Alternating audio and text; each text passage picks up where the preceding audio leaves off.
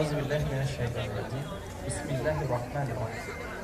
আলহামদুলিল্লাহ ওয়াসসালাতু ওয়াসসালামু আলা রাসূলিল্লাহ ওয়া আলা আলিহি ওয়া আসহাবিহি।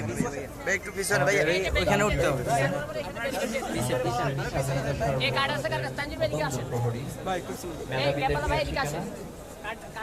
শহীদ কাফেলা বাংলাদেশ ইসলাম ছাত্র শিবির নোয়াখালী শহর শাখা কর্তৃক আয়োজিত ইবনে আউফ কমার্স কার্নিভাল প্রোগ্রামের সম্মানিত সভাপতি, সম্মানিত অতিথিবৃন্দ, আজকে প্রোগ্রাম যাদেরকে কেন্দ্র করে আয়োজন করা হয়েছে, বিজনেস আইডিয়া কন্টেস্টের অংশগ্রহণকারী শিক্ষার্থী বন্ধুরা, সম্মানিত অভিভাবকবৃন্দ, সম্মানিত সাংবাদিক বন্ধুরা, প্রিয় উপস্থিতি, আসসালামু আলাইকুম রহমতুল্লাহ।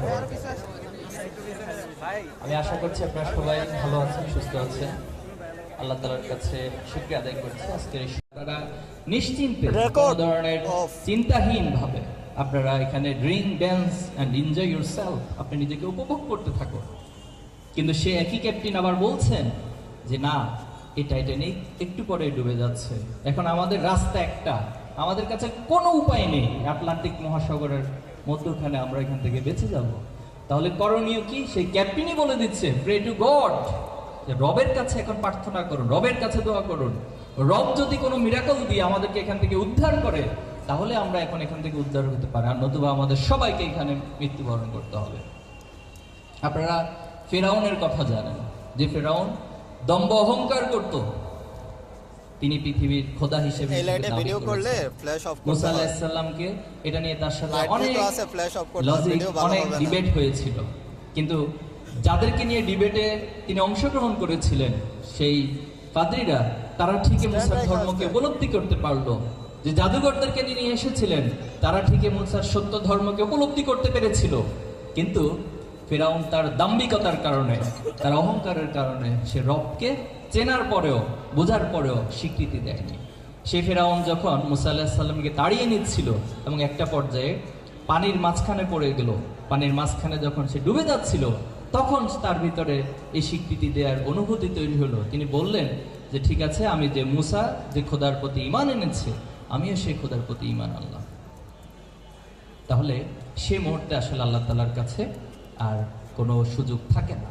এজন্য আমি আজকে এখানে উপস্থিত যারা আছেন, বিশেষ করে শিক্ষার্থী বন্ধুদেরকে বলবো, আপনারা এই রবের অস্তিত্বকে উপলব্ধি যদি করতে পারেন, তাহলে আপনি কখনো বিপদগামী হবেন না। এটা হলো 1 নাম্বার রুট বলছি আমি। 2 নাম্বার রুট, এই পৃথিবীতে আপনি পিতামাতার মধ্য দিয়ে এসেছেন।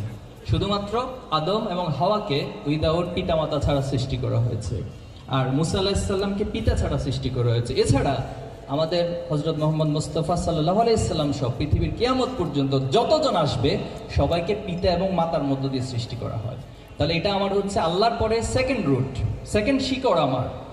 এই শিকড়ের কথা আল্লাহ তাআলা কোরআনে স্পষ্ট বলেছেন, ওয়াকাদা রাব্বুকা আল্লা তা'বুদু ইল্লা ইয়্যাহু ওয়া বিল ওয়ালিদাইনি ইহসানা, যে তুমি তোমার আল্লাহর পরে, আল্লাহর সাথে শিরক করা যাবে না। আল্লাহর গোলামির পরে তোমার পরবর্তী করণীয় হচ্ছে তুমি তোমার পিতামাতার সাথে সদাচরণ করবে।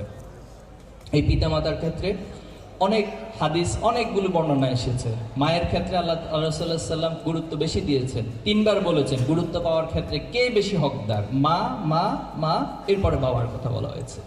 এবং এটার অনেকগুলো লজিক আছে, কেন মাকে এত বেশি গুরুত্ব দেওয়া হয়েছে। কারণ মা অনেক কষ্ট করে একজন সন্তানকে গর্ভে ধারণ করেন, ভূমিষ্ঠ হয়, তাকে লালন পালন করে।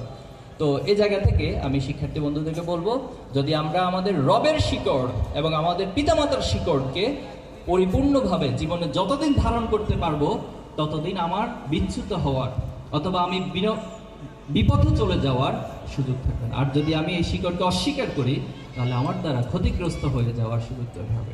ইসলাম